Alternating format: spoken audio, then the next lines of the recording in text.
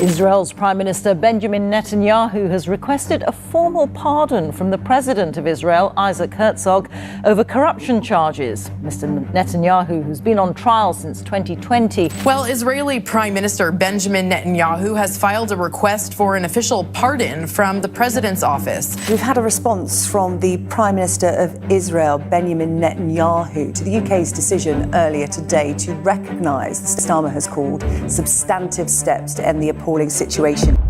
Nobody expected Britain's most significant diplomatic collapse in decades to begin with a single phone call. No build-up, no leaks, no slow escalation, just one decision that detonated a 75-year alliance in seconds. There was no speech, no subtle warning, not even a polite diplomatic message. Benjamin Netanyahu barred the entire British government from entering Israel. Every minister, every official, every representative.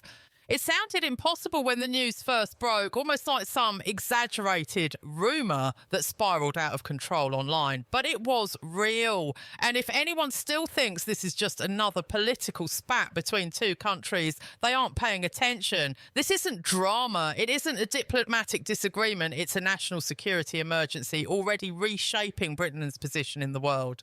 The fuse was lit 4 days ago when Prime Minister Starmer blindsided his own government with two moves that rippled across the Middle East like a shockwave. First, he backed International Criminal Court arrest warrants for senior Israeli officials, a step no major ally had dared take. Hours later, he announced a total embargo on arms to Israel, not a partial limit, not offensive weapons only, everything, including defensive systems Israel uses to intercept rockets and protect civilians from missile fire. And the part nobody can quite believe, Starmer didn't consult his own diplomatic or security teams at all. Dame Barbara Woodward, Britain's ambassador to the United Nations, arguably one of the most important diplomatic posts in the entire government, did not learn about this shift from her Prime Minister. She knew about an Israeli diplomatic protest. Israel informed her before her own government did. She resigned that same night. Inside Whitehall, the shock was immediate. The Foreign Office had no briefing. MI5 and MI6 had zero warning. Even David Lammy, Britain's own Foreign Secretary, was entirely kept in the dark, and that's when the humiliation went global. Lammy was already in the air halfway to Tel Aviv, preparing for scheduled meetings meant to calm tensions. But while his plane was over the Mediterranean, Israeli air traffic control revoked his landing clearance. No explanation, no discussion. A foreign secretary of a G7 nation turned around mid-air like an unwanted tourist. Flight trackers captured every second of the diversion for the entire world to see. Diplomats around the world watched the playback in disbelief. Many called it unprecedented.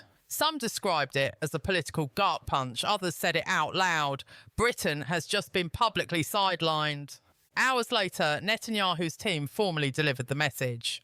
It was short, and it cut deeper than anything Britain has heard from Israel in decades. A nation that abandons its allies in their hour of need should not expect friendship in return. Within 6 hours, Israel suspended all major intelligence sharing with the UK. Agreements worth billions, systems built over decades, quiet partnerships that protected British citizens without them ever knowing, gone overnight.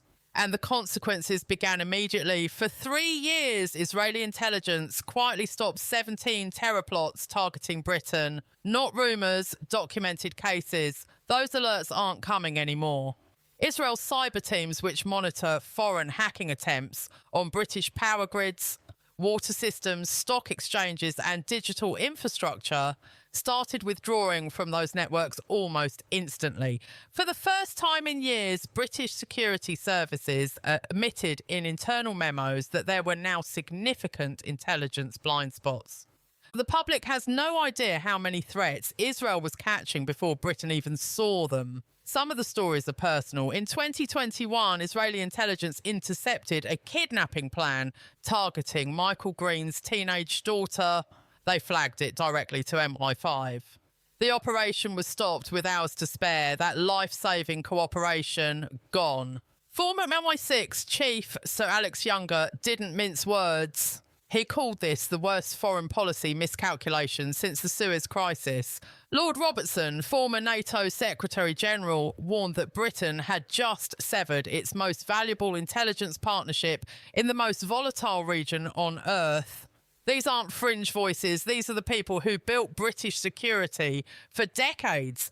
And while Britain stumbled, the entire Middle East took note. Saudi Arabia and the UAE, key partners in the Abraham Accords, privately signalled sympathy for Israel's position and expressed concern about Britain's reliability. If the UK abandoned Israel under international pressure, who else might they walk away from? Jordan raised similar concerns across the Gulf Cooperation Council. The same question echoed. Can Britain be trusted? The answer, unsettlingly, seemed to be shifting toward no. Financial fallout came next. The pound immediately dipped against the shekel. Bilateral trade worth £30 billion annually is now under review. Israeli tech firms, some of the most innovative in the world, began quietly removing British partners from joint research agreements. Multiple significant venture capital funds froze UK investments.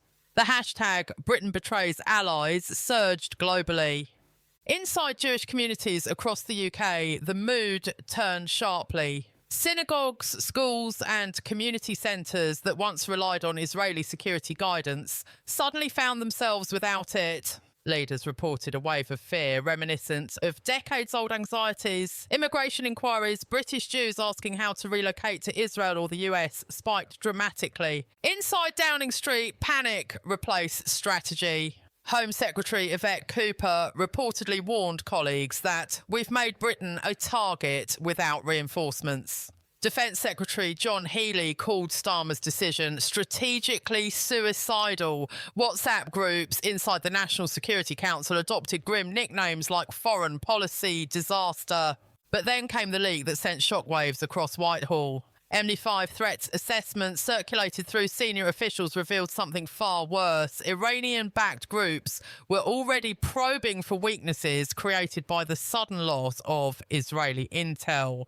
The reports describe planned operations timed specifically to exploit Britain's reduced situational awareness. People inside Britain could die because of an avoidable diplomatic move. And in the background, the political earth began shifting. Rishi Sunak saw the opening almost instantly and positioned himself as the Restore Credibility candidate. Polling flipped so fast that analysts struggled to explain it. Conservatives surged into the 50s. Labour collapsed into the teens. National security became the wound that wouldn't stop bleeding. If you want to follow this as it develops, stay tuned. Things are moving fast, faster than anyone expected. And the next turn is already happening out of sight. What do you think? Can Britain pull itself out of this, or has the line been crossed for good? Everyone is watching now and the clock doesn't stop.